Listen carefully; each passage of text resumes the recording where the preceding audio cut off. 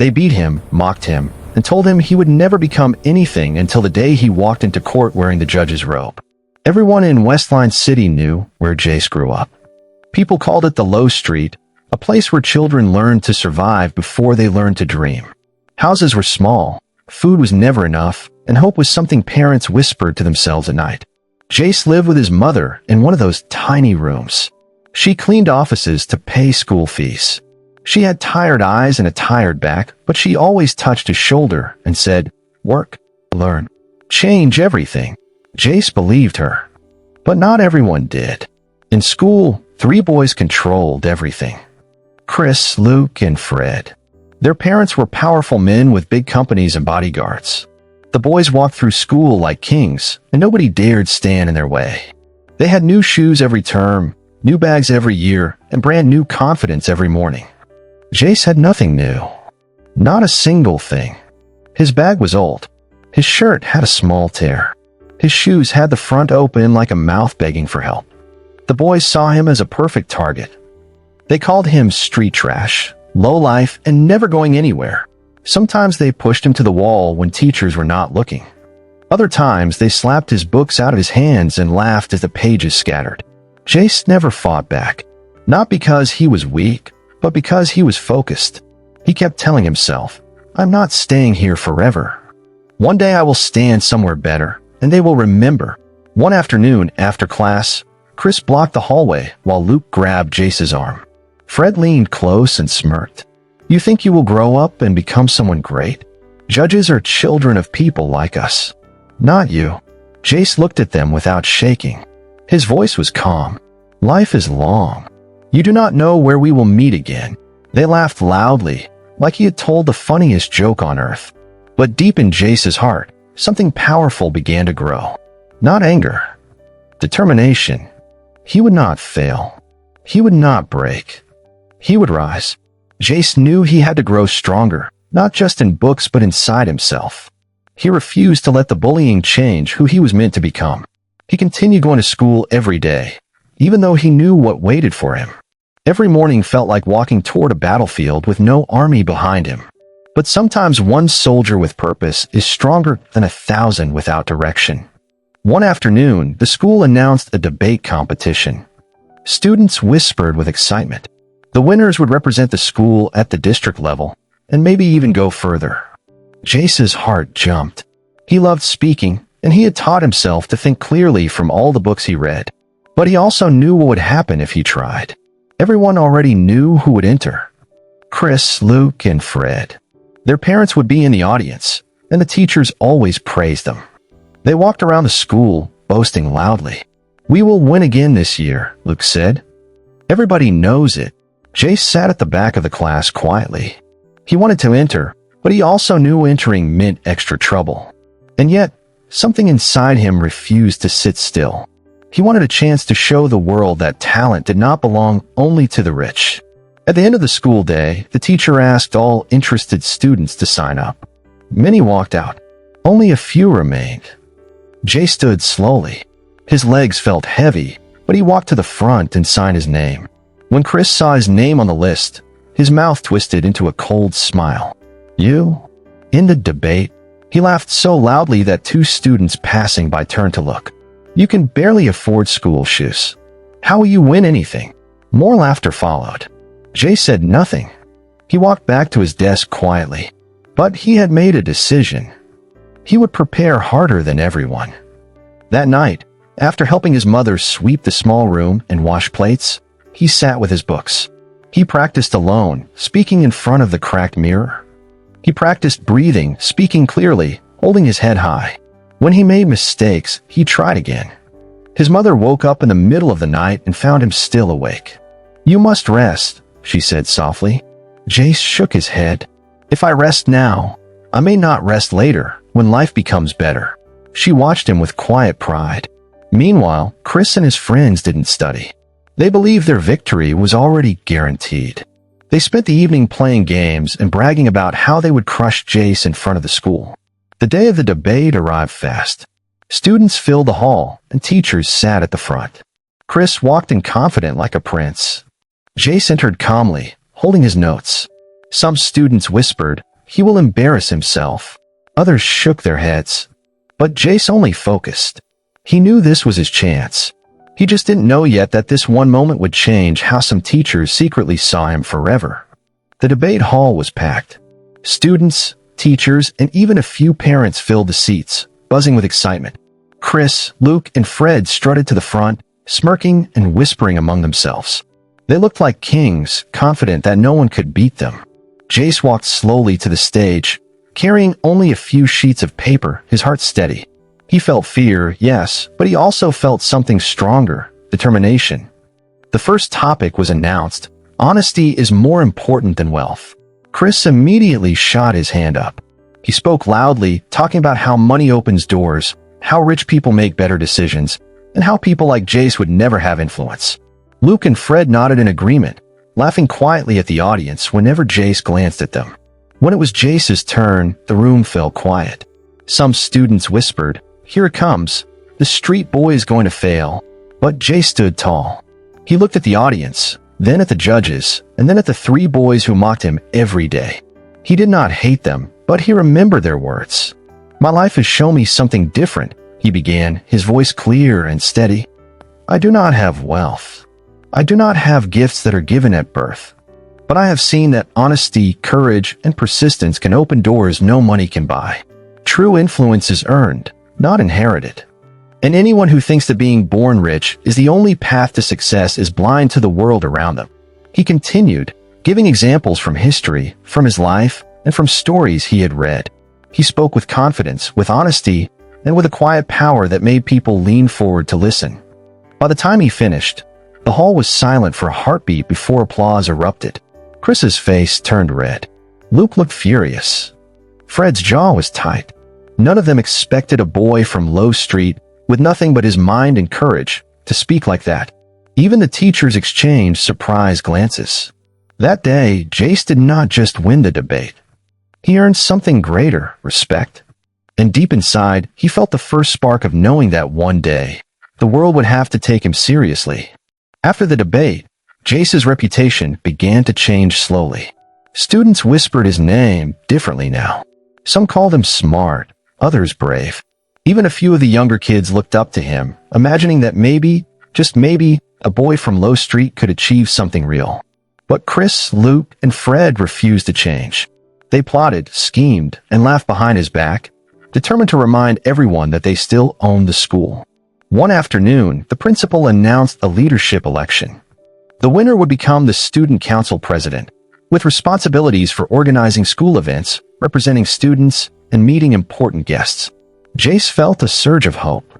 This was another chance to prove himself, not just to his bullies, but to the entire school. Chris immediately started campaigning, flaunting money his parents gave him for posters and gifts. Luke and Fred helped him, handing out candies, small notebooks, and shiny pens to sway students. Everyone assumed victory was guaranteed. Jace had nothing but words, ideas, and determination. But he did not panic. Instead, he spoke to small groups of students, sharing his vision. "I want a school where every child is heard, where no one is left behind because of money or status, where honesty matters more than who is rich, and courage matters more than who is loud." The night before the election, Chris mocked him in the hall. "You think they will choose you over me? You are poor, powerless, and everyone knows it. Give up before tomorrow. You'll only make a fool of yourself." Jace looked him squarely in the eyes. "Tomorrow they will not choose me because I am poor. They will choose me because I am ready to serve. That is something you will never understand." The next day, students voted. When the results were announced, Jace had won by a landslide. Cheers filled the hall. Chris, Luke, and Fred stood frozen, stunned that a boy they had bullied for years had surpassed them without a single act of revenge. Jace walked up to the stage to receive his badge. His mother, who had secretly watched from the back, smiled and whispered, "You are learning to rise without breaking." And in that moment, Jace understood that true power was not in defeating others. It was in improving yourself while keeping your heart strong. Winning the student council presidency changed Jace's life in ways he had never imagined. He began to organize events, help students with problems, and speak to teachers and parents with confidence. People started noticing him, not because of where he came from, but because of what he could do.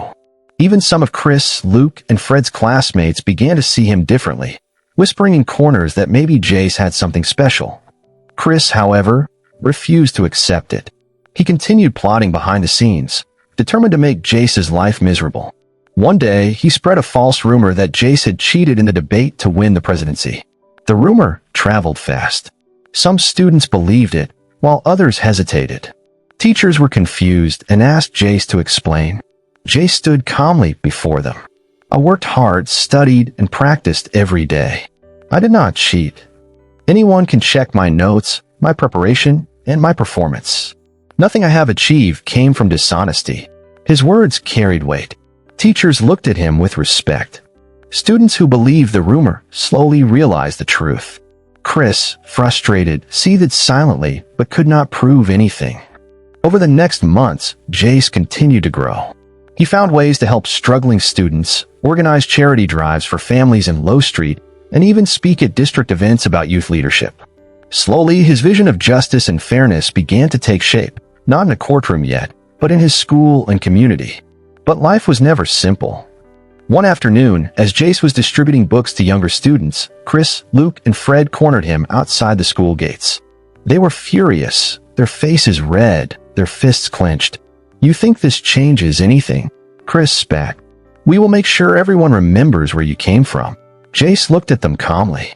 No one can take away what I am building. You can try to stop me, but you cannot stop what I am becoming. Fred sneered. We'll see about that. As the boys stormed off, Jace realized something important. The journey ahead would not be easy. The challenges would grow bigger, and the people who wanted to see him fail would never stop. But for the first time, he felt ready. Not because he was strong, but because he had learned how to stay steady when others tried to shake him. And deep down, he knew this was only the beginning. One day, the world would notice him, not as a poor boy from Low Street, but as someone who could make a real difference. That evening, Jace was walking home when he noticed a black car parked near the corner of Low Street.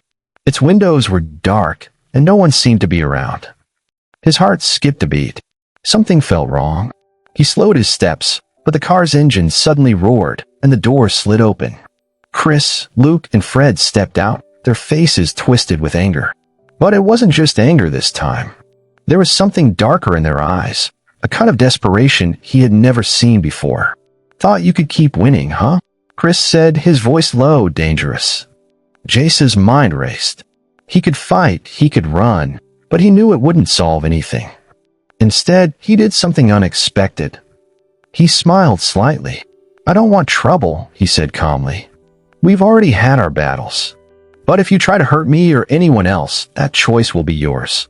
Luke laughed cruelly. Choice? You think you have a choice when the world is ours? Fred stepped closer, raising his hand. Jace braced himself, expecting a slap, a punch, something. But before Fred could strike, a sudden shout came from behind. Stop.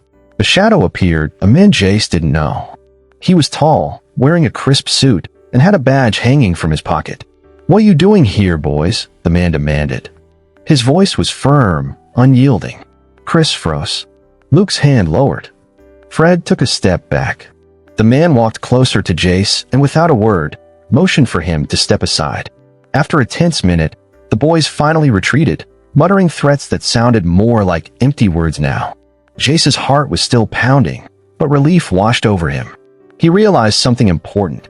The world was bigger than school, bigger than the bullies, and bigger than Low Street itself. And if he wanted to survive, he would need more than courage. He would need knowledge, strategy, and allies.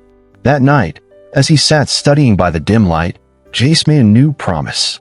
Not only would he rise above the bullies, but he would also prepare for the world outside Low Street, a world where the stakes were higher and the enemies far more dangerous. Somewhere, deep in the shadows, Chris, Luke, and Fred were already plotting their next move. And Jace knew the game had just begun. The next morning, Jace woke up with a heavy feeling in his chest. The black car, the man with the badge, and the bully's glare had left a mark he couldn't ignore. Life in Low Street was no longer just about school. Something bigger was coming, and he had to be ready. At school, whispers followed him down the hall. Some students had seen the confrontation, and they stared at him like he had just survived a war. Even the teachers seemed to notice a new confidence in him. But Chris, Luke, and Fred had not forgotten. Their eyes burned with a quiet fury as they planned their next move.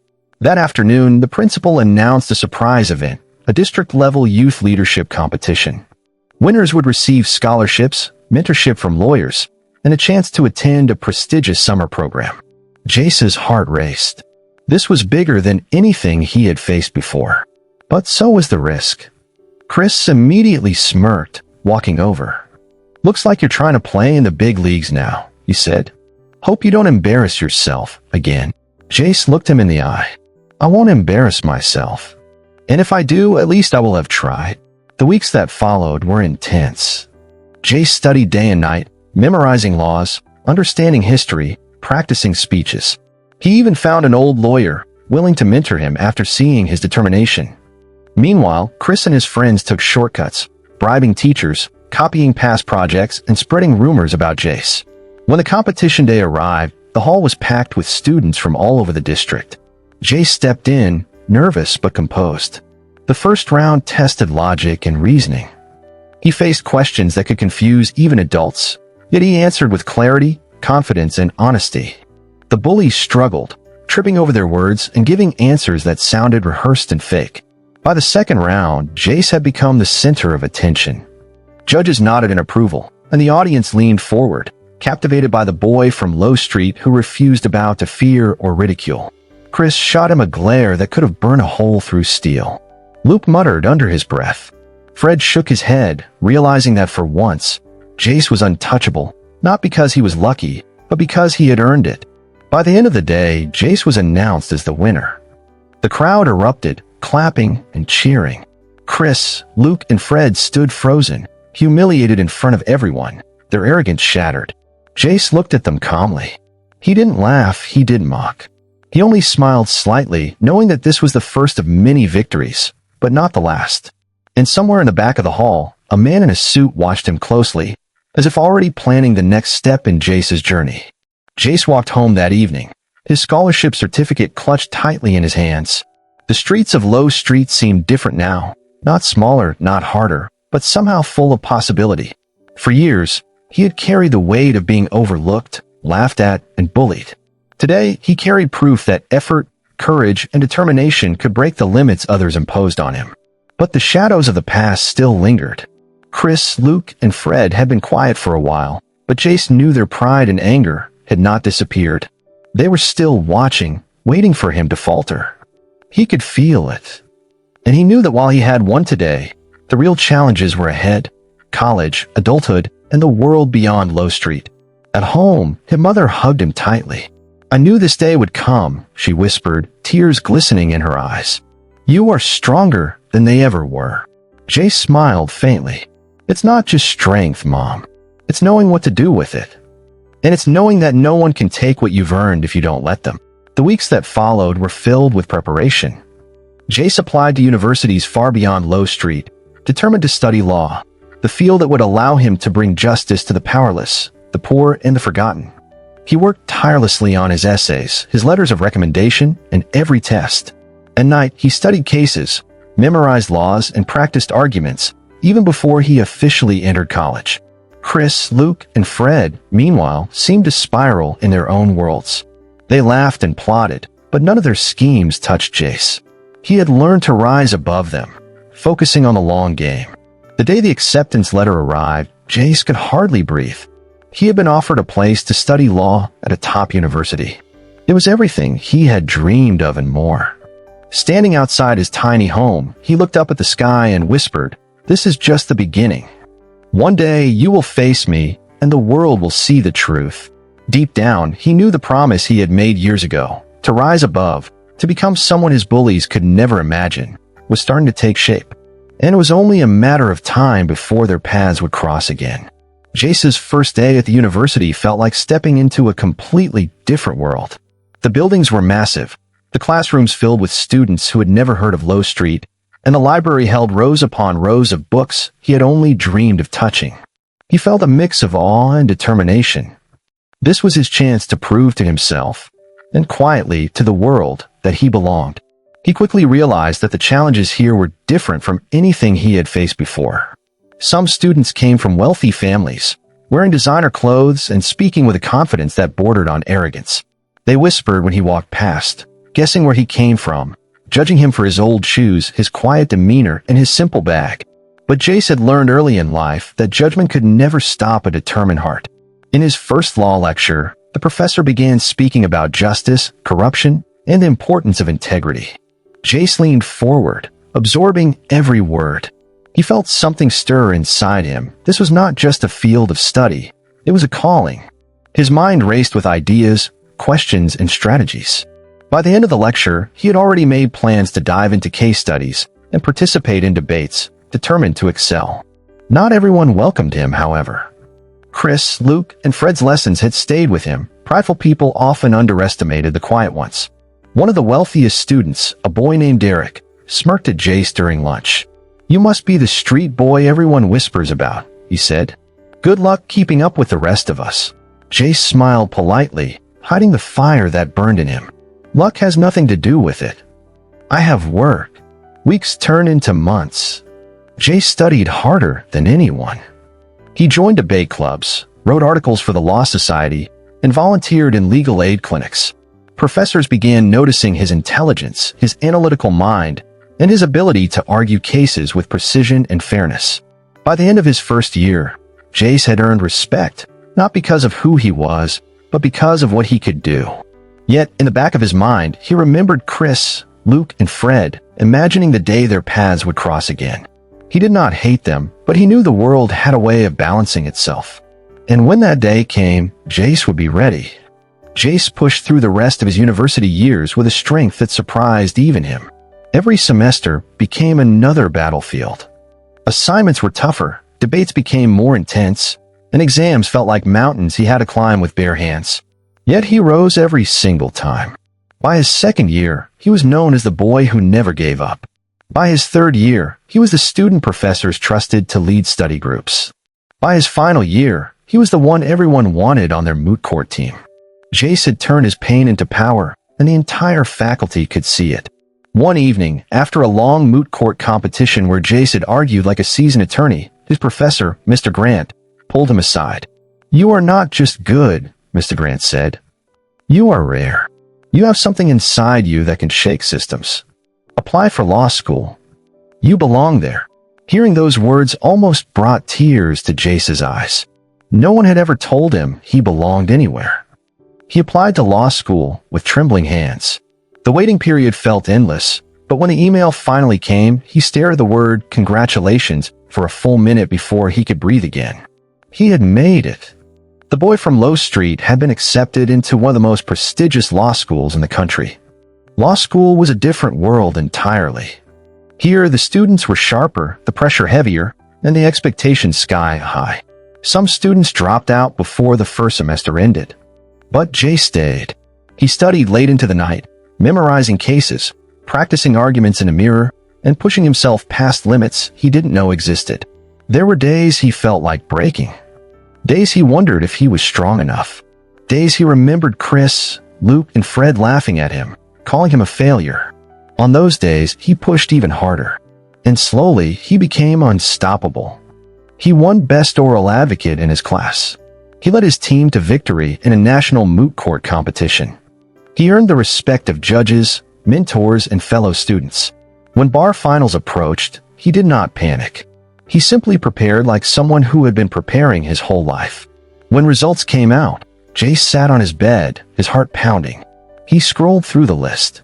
And there it was. His name. Best. He was now a lawyer. For a long moment, he sat still, letting the reality sink in. He had crossed another door no one expected him to open. He had become what no one believed he could become. But life was not done with him. His brilliance caught the attention of senior lawyers and respected judges. He handled cases with wisdom far beyond his age. He won tough arguments, solved complex matters, and earned a reputation for fairness and fearlessness. Then, one morning, everything changed. He received an official letter inviting him to an appointment ceremony. His hand shook as he opened it. He had been selected to serve as one of the youngest judges in the country. The world that once mocked him was now trusting him with the power to decide right from wrong. He stood in front of the mirror, staring at the young man who had survived the streets, the bullying, the shame, and the hardship. And without saying a word, he knew this was only the beginning. Jay stepped into his new life as a judge with a calm confidence that surprised everyone who knew his story.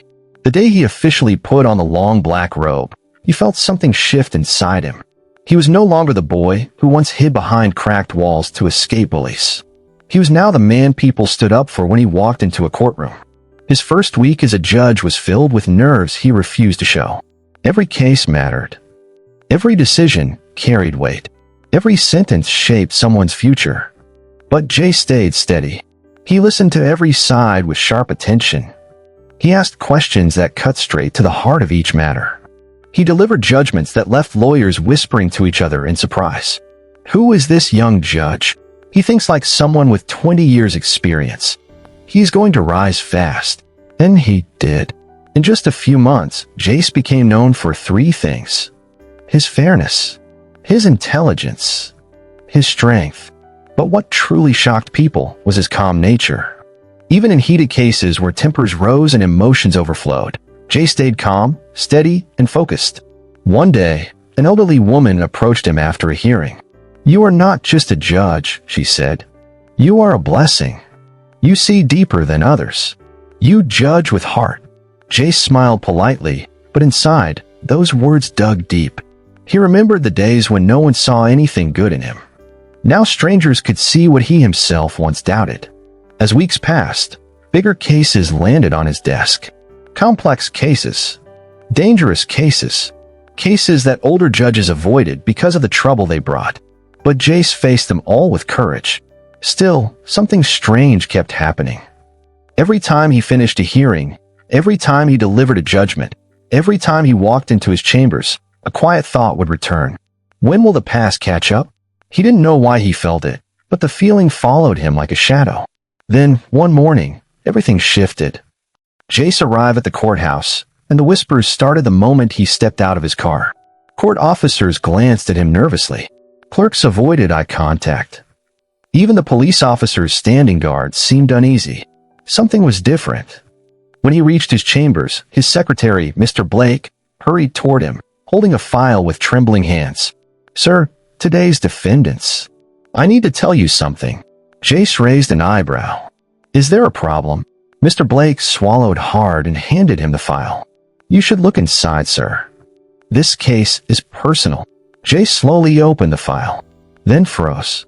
His eyes locked on the first photograph, then the second, then the third.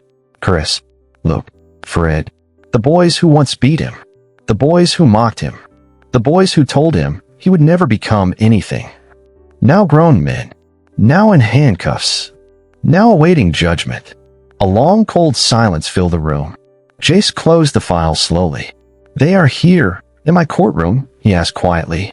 "Yes, sir," Mr. Blake answered. "They have been charged with major corruption. They will stand before you today." Jace exhaled, but it was not anger. It was something deeper, something older, something buried that had just risen again. For a few seconds he said nothing. Then he nodded calmly. "Prepare the courtroom," he said. "I will preside." When he stepped out of his chambers and walked toward the courtroom doors, every lawyer, officer, and spectator watched him with curiosity. They didn't understand the storm that was gathering inside him. But Jace understood one thing clearly. This was the moment life had been leading him to. The boy they destroyed. The man he became. The power now in his hands. He pushed the doors open. The courtroom turned silent. Chris, Luke, and Fred lifted their heads, and their eyes widened in pure shock. Their judge was the boy they once broke. Jace walked slowly to the high seat, the one place where every eye in the room had no choice but to look up to him. The courtroom was so quiet that even a dropped pen would have sounded like thunder. Chris blinked fast, as if his eyes were lying. Luke's mouth fell open. Fred grabbed the table to steady himself. They could not believe what they were seeing. The same boy they once dragged through dirt. The same boy they once pushed against broken walls. The same boy they once laughed at and called nothing. Now sitting above them with power they could never touch. Jace settled into his chair, calm and unreadable. He did not smile. He did not tremble. He simply looked at them with a steady gaze that felt stronger than shouting. The court clerk announced the case. Everyone stood. Everyone waited. Everyone felt the story unfolding, even without knowing the past. The charges against Chris, Luke, and Fred were heavy. Money laundering, fraud, misuse of government funds. Evidence was stacked high against them. Their lawyer, Mr. Dean, stood and cleared his throat. "Your Honor," he said, "before we begin, my clients wish to address the court." Jace nodded. "Proceed." Chris stepped forward first. His voice shook. "Your Honor, we know you. And you know us." The room murmured. Mr. Dean quickly raised his hands for silence. Chris continued. "We were wrong to treat you the way we did in the past. We were young. We were stupid. We were cruel. You did not deserve it. And we are sorry." Luke stepped forward next. "If there is any mercy left in your heart, please remember the boy we hurt and forgive the men we are now." Fred wiped his eyes. "We know you are a good person. A kind person. You always were. That is why we believe you will not punish us harshly." The spectators exchanged glances. Some looked touched. Some looked confused. Some looked at Jace, wondering what he would do. Jace stayed still for a long moment. Then he leaned slightly forward. "Is that all?" he asked softly. Chris nodded. "Yes, Your Honor." Jace's voice remained calm. "Let me remind you of something. This court is not a place for emotional games.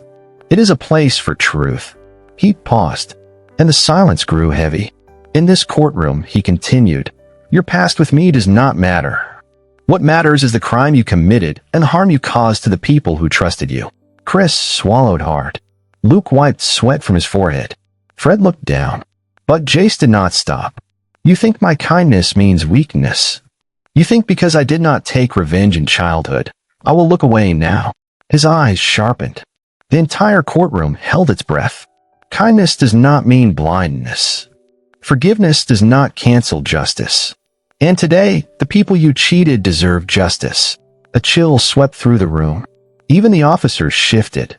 No one expected this tone from him. Jace turned to the evidence. He read every line with a steady voice. He pointed out every lie they had told. He exposed every hidden act. He revealed every stolen amount. By the time he finished, Chris was shaking. Luke was crying silently. Fred had lost all color in his face. Then Jace lifted his eyes again. "You wanted a soft sentence," he said. "You believed my heart would protect you." He paused, then delivered the words that crashed like a hammer. "But justice is not built on childhood memories. Justice is built on truth. And based on the truth before this court, I will give you the strongest sentence the law allows." Gasps filled the courtroom. Their lawyer dropped his pen. Reporters scrambled for their notebooks. And Chris, Luke, and Fred froze in horror. Jace continued, his voice steady and controlled. "This is not revenge. This is responsibility. You must face the weight of your choices." He lifted the sentencing document. Everyone leaned in. Every heartbeat in the room felt louder than words. He looked at his childhood bullies one last time. "This court therefore sentences you to." Jace looked out over the courtroom with a calm expression that hid the storm of emotions deep inside him. The room was silent. Every seat was filled. Reporters leaned forward. Lawyers held their breaths. Even the guards stood straighter than usual. Everyone could feel something heavy was coming. Chris, Luke, and Fred stood at the front, shaking. They knew the evidence against them was overwhelming. They knew the crimes were serious. But they still hoped Jace's heart would save them. Jace opened the sentencing file and read through it slowly. His voice was steady, but the weight in each word was clear.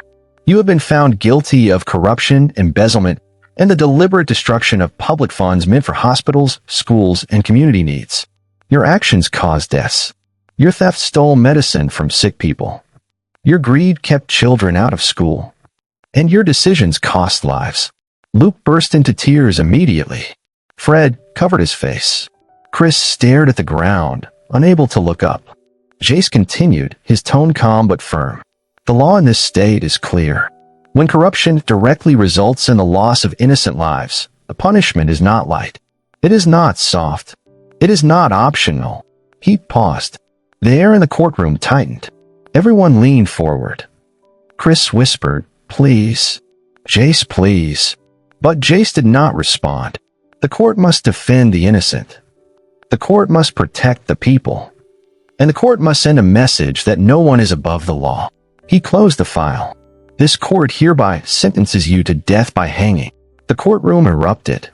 Gasps, screams, shouts. Papers dropped everywhere. A woman fainted in the back row. Reporters scrambled to capture every detail. Some people cried. Some people clapped. Some simply stared in shock. Chris collapsed to his knees instantly. Luke shook uncontrollably, unable to breathe. Fred shouted, "No, no, no." But the guards held him firmly. Their lawyer tried to step forward. "Your Honor." Jace raised a hand. Silence returned instantly. "This sentence is not because of the past," he said calmly. "This sentence is because of the innocent people who died because of your choices. You stole more than money. You stole lives. And the law demands the highest punishment." The officers moved in. Defendants, one of them said, "Stand." Chris could barely rise. Luke needed help. Fred was whispering to himself, begging for mercy that would not come. As they were led away, the courtroom slowly rose to its feet. Some clapped. Some prayed. Some stared at Jace with respect that could not be described. Jace did not smile. He did not gloat. He did not enjoy their fear. He simply stood, strong and steady, knowing he had done what the law required.